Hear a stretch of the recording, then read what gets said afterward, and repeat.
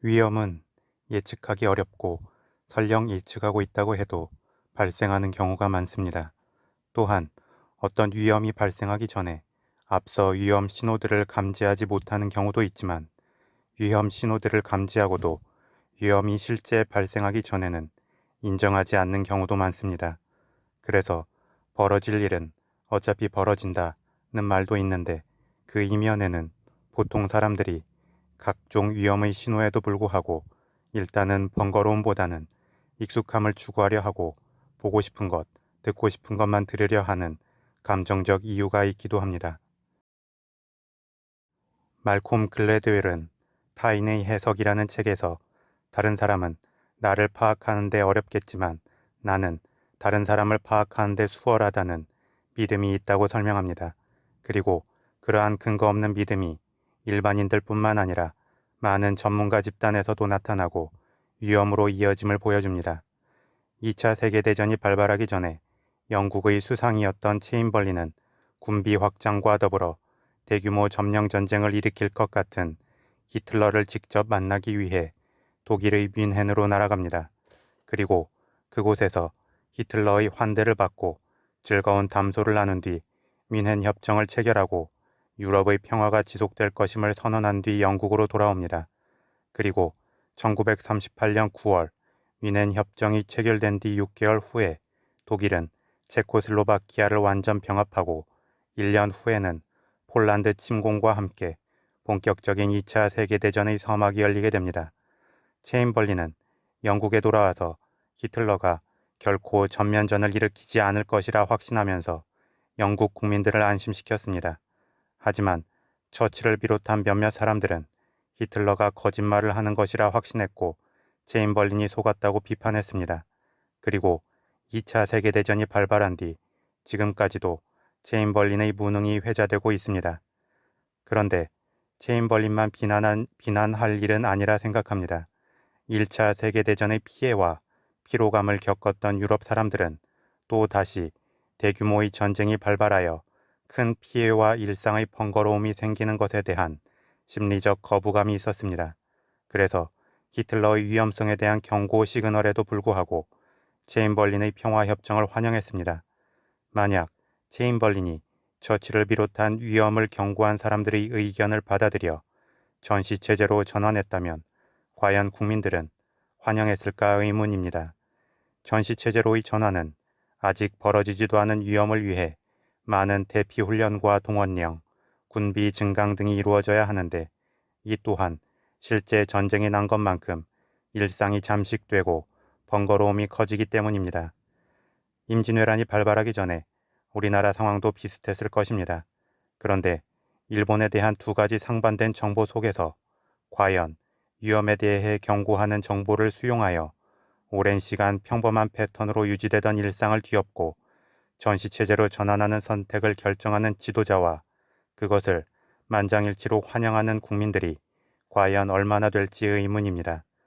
모세가 유대인들을 이끌고 이집트를 떠나 40년간 광야를 방랑하면서 직면한 많은 유대인들의 비난과 반발도 같은 맥락일 것입니다.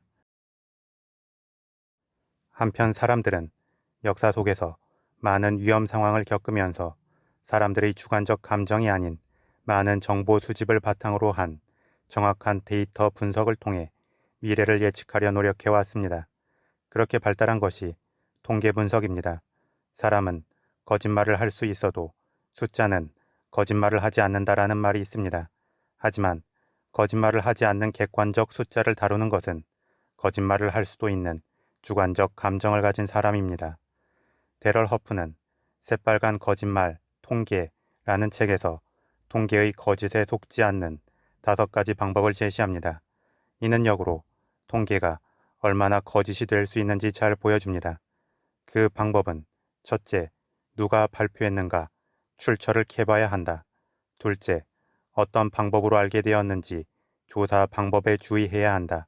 셋째, 빠진 데이터는 없는지 숨겨진 자료를 찾아보아야 한다. 넷째, 내용이 뒤바뀐 것은 아닐지 쟁점 바꿔치기에 주의해야 한다. 다섯째, 상식적으로 말이 되는 이야기인가 살펴봐야 한다. 석연치 않은 부분은 조사해라 라는 것입니다. 이 방법론 속에는 역시나 숫자를 다루는 사람의 감정이 잘 드러나 있습니다. 나아가 그럼에도 불구하고 최대한 주관적 감정을 배제하고 데이터를 객관적으로 취합했다고 해도 여전히 위험은 존재하고 역시나 사람의 감정이 큰 영향을 미칩니다. 모건 하우절은 불변의 법칙이라는 책에서 2008년 리먼 브러더스의 파산으로 촉발된 금융위기 사건에 대해 말합니다. 리먼 브러더스가 파산하기 3일 전까지 모든 데이터는 양호했다고 합니다. 재무 건전성도 좋았고 자기 자본 비율도 이전 분기보다 높은 안정된 수치였으며 이는 금융 호황기였던 2007년보다 높았고 2008년 금융위기 이후에도 살아남은 골드만삭스나 뱅크 오브 아메리카보다 높았다고 합니다. 하지만 그러한 데이터가 나온 지 단 3일 만에 리먼 브라더스는 파산하고 역사 속에서 사라지게 됩니다. 그리고 그 사이에 유일하게 변한 것은 투자자들의 신뢰였음을 모건 하우절은 지적합니다. 즉, 리먼 브라더스에 대한 사람들의 신뢰의 감정이 집단적으로 변화해버린 것이었습니다. 세계에서 숫자를 제일 잘 다룬다고 해도 과언이 아닌 나사에서도 모든 리스크를 상정하고 플랜 A부터 플랜 C까지 만들면서 대비하지만 아무도 생각하지 못한 아주 작은 실수나 아주 작은 부품 하나 때문에 로켓 발사가 실패하는 경우가 생긴다고 합니다. 여기서 아무도 생각하지 못한 작은 실수나 작은 부품이라는 표현도 결국 사람이 굳이 그런 부분까지 번거롭게 따져볼 필요가 있을까라는 감정적 안일함의 다른 표현일 것입니다. 더불어 2차 세계대전이 발발한 후 많은 사람들이 체인벌린의 안일함을 비판했지만 전쟁이 끝나기도 전에 체인벌린과 비슷한 맥락의 판단을 하기도 했습니다. 모건 하우절의 불변의 법칙의 책에는 역사학자 스티븐 엠브로즈가 1944년 말 미국의 아이젠하워 사령관이 각종 데이터 분석과 합리적 근거들을 바탕으로 히틀러가 곧 항복할 것이라 판단했다는 내용도 나옵니다. 하지만 히틀러는 1945년 4월 30일 자살하기 전까지 항복하지 않았습니다. 이러한 오판을 한 데 대해 그 이유는 히틀러의 광기까지 생각하지 못했기 때문이라고 말합니다. 즉, 그 어떤 합리적 분석 자료가 있다고 해도 그 합리적 자료로는 사람의 감정이 얼만큼 변수로 작용할지 알 수 없다는 것입니다. 이러한 사례들을 통해 볼 때 우리는 그 어떤 미래에 대한 대비도 없이 손 놓고 오늘을 살아야 하는가라는 의문이 남습니다.